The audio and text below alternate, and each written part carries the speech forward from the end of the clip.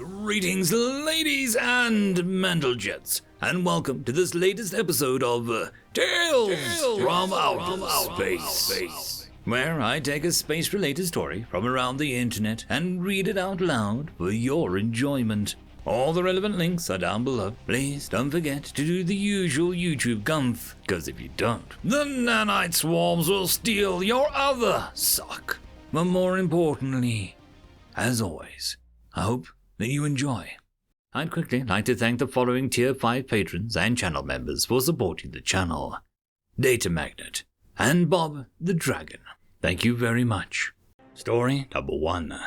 Unclean, written by Deathwin. Galactic Year 13.814382.120_137. The human rubbed the toxic solvent all over its grasping appendage, waving its hands to let it evaporate. It then outstretched the appendage. According to the diplomatic reports, this was supposed to be a friendly greeting, and Slack could see that, were it not for a human performing the gesture. After all Slack had experienced, the reports he had seen, the carnage that he had witnessed directly, it wasn't friendly at all. Was threat, brazen and callous. Slack glanced at the solvent dispenser, his cranial implant translating the text on the side: isopropyl alcohol, 70%. The human might as well have slathered his hands in molten steel. Slack hesitated for a few moments more, waiting for the solvent to evaporate completely, before extending a tentacle to grip the human's outstretched appendage. It gripped his tentacle with a hand, rigid strength belaying its hardy endoskeleton. Slack almost shrieked in fear when he felt the smooth, seamless plastic coating on his tentacle slip as he went to withdraw his tentacle before the human had released his grip. Rough, microscopic ridges on its appendages seemed to grant it an unusual grip, not unlike Slack's own suckers, though the human ridges weren't prehensile. It began to speak, but Slack couldn't focus on what was being said. He only could imagine the waves of microbes being carried into the surrounding chamber by its breath. He would have to have this room vaporized and reconstructed later. He used his cranial implant to silently mark the room for quarantine. He knew he was hallucinating, but he could almost feel the microbes wiggling across his tentacle through the plastic coating where the human had gripped it. He could almost feel the virophages and spores impacting his face. It was too much. Galactic Year 13.814382.117_137. Commander Slack's dreams of fighting space battles against pirates and rescuing enormous females were dashed 180 cycles ago, when he was stationed on a backwater outpost, barely an observation site. They were 40 light years, an entire day's travel from the nearest Federation city. The only thing he battled these days was boredom. He was merely a political attaché, and his rank was little more than symbolic, but he had imagined things differently. The station itself so undermanned that he was required to fill many roles outside of his original mode of service. At one time, during the scheduled leave of the maintenance staff, he had even been required to perform several shifts of custodial duty. Finally, though, something was happening. They had received a report of pirate activity. He was so excited, these chromatophores were barely under his control, flickering and slightly off shade. They arrived at the ship emitting the distress beacon. It bore the markings of a well-known pirate fleet. They were famous for preying upon non-Federation vessels, given that they weren't yet entitled to protections of the Federal Fleet. Of course, the fleet would always help them when they could, but their trade routes wouldn't receive official patrols and outposts until they joined. It was strange enough to hear the distress beacon from the pirate ship. Clearly, something terrible had happened. They were towing the large metal net full of scrap. A quick scan revealed it to be the remains of a ship that had been forcibly dismantled, likely to be sold as scrap metal. Digital reconstruction showed the technology to be relatively primitive. The engines would definitely earn them entry into the Federation, but everything else was laughably antiquated. Kinetic weapons, no shielding of any kind, not even from particle matter during FTL travel. A regenerative memory alloy hull that was thick enough to soak up the frequent impacts with dust and debris without a breach. Otherwise, it was soft.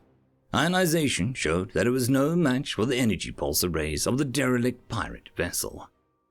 They hailed the pirates, thinking that maybe the new species had commandeered the vessel and were hoping to report the assault and petition for salvage rights with the appropriate authorities. That was fairly common practice. Another scan, this time for filtering for life signs. Nothing. It was abandoned. Or so they thought. The vessel still had life support, though. They dispatched a normal away team to survey the situation. Within a matter of seconds, they lost contact with the crew. The only feedback they received before the entire team went dark was in their vital monitors. Sudden increase in body temperatures and heart rate, massive drops in blood pressure. The second survey was done with drones. No amount of training or experience could prepare Slack for what he saw. The images were classified after the incident, but it would be passed around as a test of courage in the academies and fleet outposts throughout the Federation. Their flesh was decayed, but not through rot. It was like they had been dissolved. Slack's friends, another cephalopod, had been reduced to his beak, resting in a puddle of rainbow-streaked goo. All of the others had suffered similar fates. One of the hardiest species, a mammalian, was able to survive initial exposure better than the others, but not by much. Her flesh was swollen and stretched taut, her normally dense, body-wide fur now spread out far enough to reveal its shining, red-hued skin underneath. That skin was mottled, the normal dark gray interspersed with raised splotches of green and yellow. Her bloodshot eyes oozed red and black pus from the pupils. She moved, barely groaning in pain. She couldn't have heard or seen it. Her eyes were ruined and unmoving, and her ears were swollen shut. She rasped the breath, breathing, wheezing, and moist. A scan revealed her body was undergoing an extreme reaction to a biological agent. Whatever this new species was, it must have deployed some kind of biological weapon before being destroyed. A heinous crime in any civilized society. Pirates or not, this was unforgivable. The onboard physician was able to consult, and thanks to the sophistication of the drone sensors, was able to come up with a diagnosis. Whatever this bioweapon was, it was far too virulent and aggressive to treat. His only prescription was severe sedation while the microbes completed their gruesome work. Being the physician, he also ordered that the ship and drones be vaporized, but only after conducting thorough scans of the microbes in question, so that the Federation could work on countermeasures, lest they fall victim to these creatures as well. The only problem was that it wasn't just one microbe. There were over 1,000, over 1,000 species of virus, fungi, and archaea had spread throughout the ship. This was well above Slack's pay grade. He had to message HQ to find out what else he should be done. The entire time, a strange macabre sense of curiosity drove him to explore the derelict pirate vessel with a drone, surveying the putrid annihilation left behind by this mysterious new species. The orders finally came down. They were to print and deploy new drones equipped with all of the technology required to combat new biological weapons. In the meantime, they were to tow the vessel into deep space and keep a close watch over it. They deployed quarantine beacons every light year in a 10 light-year radius around the vessel, and established a 6-ship blockade 1 light-year past the radius. Few ships passed through this region of space, but Slack believed these measures to be more than justified. After a few days, full sequencing and analysis was complete. Slack was the only person on the station who was allowed to view any of the results, as they had been classified before they even started analysis. Even then, his access was highly restricted, only being able to read the heavily redacted version of the document. 1,049 unique species from 19 unique phyla detected, 709 bacterial, 79 archaeal, 91 fungal, and 170 viral species. No signs of genetic alteration in any detected species. Those 3 lines were all he was allowed to read. The last one echoed in his mind. Every time he had a moment of peace, sat down for a meal, closed his eyes, those 3 lines would shoot through his mind. The last one, over and over and over. No signs of genetic alteration in any detected species. They were natural. Whatever creature, whatever horrors these fool pirates had come across, harbored the entire planet's worth of microbes. Naturally. Galactic Year 13.814382.120_137. Are you okay? The human asked, a look of concern on its face. Its face crawling with sickness and disease and contagion and infestation. Plague, contamination, taint, rot, decay, putrefaction, death. He was looking into the face of death.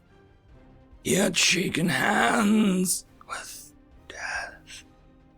Ambassador Slack, are you okay? Death repeated, the look of concern on its bare, colorless face growing into worry. Slack's tentacle twitched, and he reached out towards the dispenser held by the Death's attendant. Would it be rude of me to use that as well? End of story. Story number 2. Strike from the Shadow, written by Arcadian. It is a sobering moment when your race steps beyond its homeworld and into the greater galaxy. We humans thought that we were great warriors, vicious and terrible on the battlefield. And it is true that we are capable of killing and terrible atrocities. But the terrible Zerelians are greater warriors than us, at least on a 1-to-1 basis. Their technology was superior in some ways, lesser in others. They hunt other beings, sentient or not. You can't call it a sport. No, not exactly. Not like the old aristocracy back on Earth. It's more than a sport to them. Nor is it like ancient hunters who did so to survive. It's more like a cross between a religious experience and what some people call a lifestyle choice. Their entire civilization is built around it. Maybe that's what happens when the hunter-gatherers never settle down for agriculture and follow that path to the stars instead. We don't know. After the first raids on our outer colony worlds, we thought that we were ready. We met them with 2 full fleets and many smaller fighters. In space and in the air we fared well, especially in the air. But on the ground, the Zerelvians beat us 3-1. We thought our use of drones might give us the edge there, as the Zerelvians didn't have any. But no, the Zerelvians simply swatted them out of the air. We thought they were built too low to the ground for that, but we had underestimated their agility. But we learned from that experience. We learned quickly. We couldn't outfight them one-on-one. We weren't big and bad warrior race of the galaxy, or even in our own galactic arm. But while our pride was stung, this only served to motivate us. Instead of emulating the warrior cultures of our science fantasy stories, we emulated the sneaky, assassin, hit-and-run types instead. The ones you never see coming, until it's too late. We implemented stealth technology quickly. It didn't take long. They never knew our ships were there until after the first shot was fired. And the survivors heard, over their communicators, the terrible sound of our laughter, which we were deliberately cultivated to sound like every melodramatic villain ever. The Zerelvians had thought us easy prey at first. Oh sure, we put up a fight, but they'd seen that before. Then after we switched tactics, they realized their mistake. They realized that we aren't the hunters that chase you down on the plains like them. No, we are ambush predators, the bit-trapped spiders waiting in the den for the foolish alien who wanders by. They don't call us dishonorable or cowards, and while they still hate us, it's a respectful, wary hatred of a worthy foe. Then we expanded into the galaxy at large and met other races, many of whom were loosely allied against the Zolvarians' hunts. The Golban, the Yactaran, and the Vamali. We didn't need to go to war against them to see that the Golban and the Yactaran, at least, were superior to us one-on-one.